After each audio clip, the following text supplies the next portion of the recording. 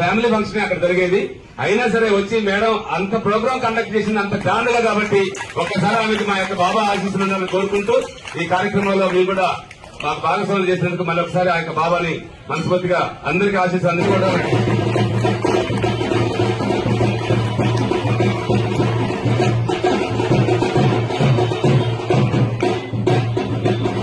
ఇంకోటి ఏంటంటే మేము ఎన్నో పూజా కార్యక్రమాలు చేస్తుంటాం, ప్రతిష్టా కార్యక్రమాలు నిర్వహిస్తుంటాం.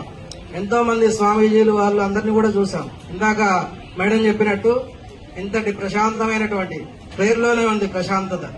అంటే మహాలక్ష్మి, మహాకాళి, మహాసరస్వతి త్రిశక్తి స్వరూపంగా ఆ మాతని మనం చూస్తూ ఉన్నాం. ఎందుకంటే ఇంత చిన్న వయసులోనే మహాలక్ష్మి రూపం, సాక్షాత్తు మహాలక్ష్మీదేవి నడిచి వస్తుందా అన్నట్టుగా ఆ అమ్మవారి యొక్క అభిషేక కార్యక్రమంలో మాతగారు వారికి ఇంకా మున్ముందు అత్యంత